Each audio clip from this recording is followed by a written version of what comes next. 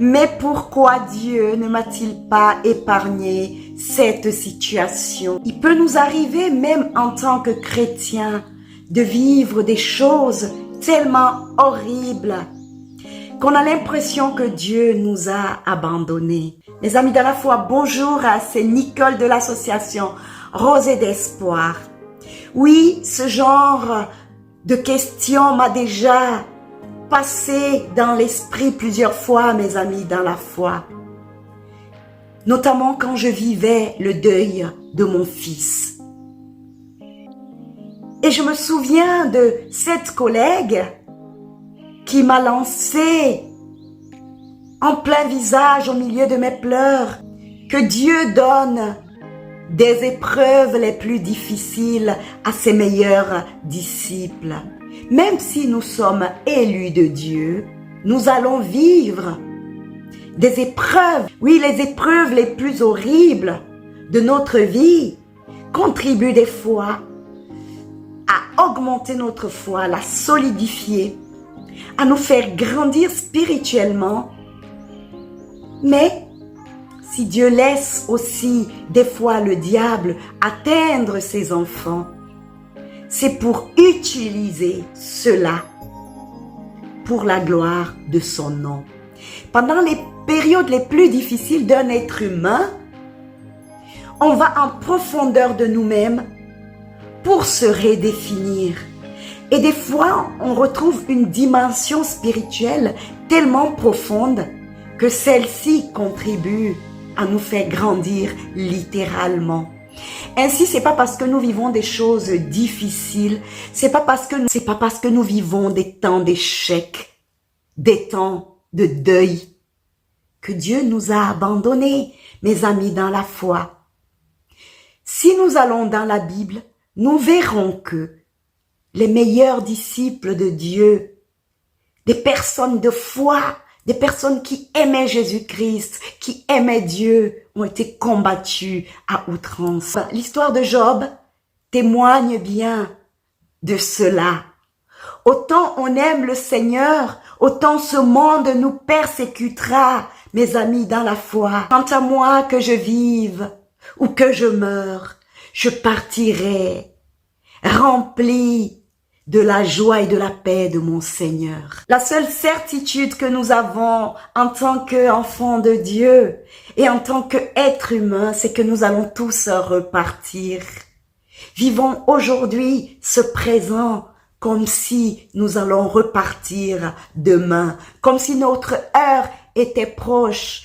Ainsi nous allons vivre dans l'harmonie la plus totale avec nous-mêmes, mais également avec les autres. Nous saurons régler nos affaires avant bien même de s'en aller de cette vie. Voilà notre problème en tant qu'être vivant. Nous ne voulons jamais aborder ce thème de la mort. Et ce thème est si proche de nous, surtout en ces temps qui courent. Les persécutions que nous pouvons avoir ici-bas, rapprochons-nous encore plus près de notre Seigneur. Nous devons être conscients que nous ne pouvons rien faire pour notre âme et que Dieu seul a le pouvoir de préserver et d'illuminer notre âme quand nous serons dans sa demeure.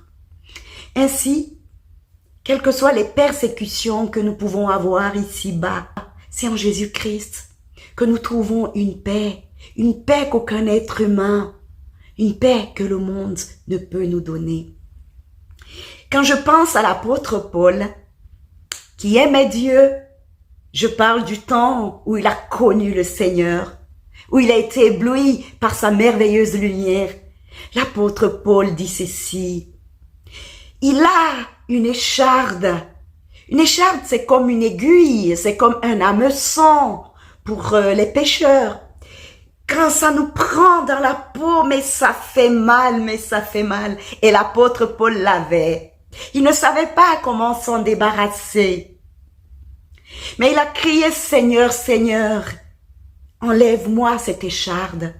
Dieu l'a répondu: mais ma grâce te suffit. C'est la grâce de Dieu qui nous suffit, mes amis, dans la foi. Ainsi, ce test, ce cri de l'apôtre Paul qui appelle au secours son Dieu. 2 Corinthiens 12, le verset 7. Et pour que je ne sois pas enflé d'orgueil, à cause de l'excellence de ces révélations, il m'a été mis une écharde dans la chair, un ange de Satan, pour me souffleter et m'empêcher de m'enorgueillir. Mes amis dans la foi, Dieu peut permettre certaines choses pour développer une humilité qui lui plaît, afin que nous puissions être des véritables enfants de Dieu. Dans n'importe quelle situation, Dieu est là. Comme il a été avec Job, Job qui a été tenté par le diable. Mais pour finir, la fin de Job a reflété la puissance de Dieu. Il en va de même de l'apôtre Paul. L'apôtre Paul ne pouvait pas être complètement épanoui. Il y avait toujours cette écharde-là, cette aiguille qui lui faisait mal. On ne peut pas savoir ce que c'était vraiment comme problème.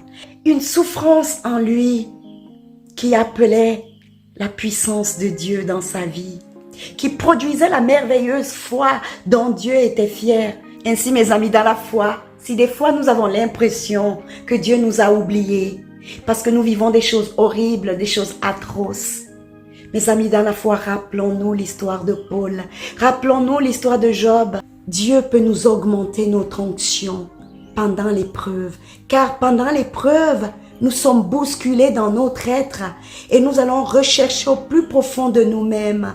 Et notre foi passe vraiment par le feu. Cette foi, elle est augmentée, elle est solidifiée et elle produit que le plan merveilleux plus tard dans notre vie. Dieu utilise ses meilleurs disciples pour les rendre plus forts après des épreuves. Et la grâce surgira au milieu de cette épreuve-là, je vous le dis, comme une rosée d'espoir. Alors la grâce de Dieu nous suffit, la grâce de Dieu vous suffit. Restez bénis. Je me réjouis de vous retrouver tout bientôt. Embrassez la merveilleuse grâce de Dieu. Au plaisir. Si vous avez aimé cette vidéo, likez-la, partagez-la. À tout bientôt. Merci.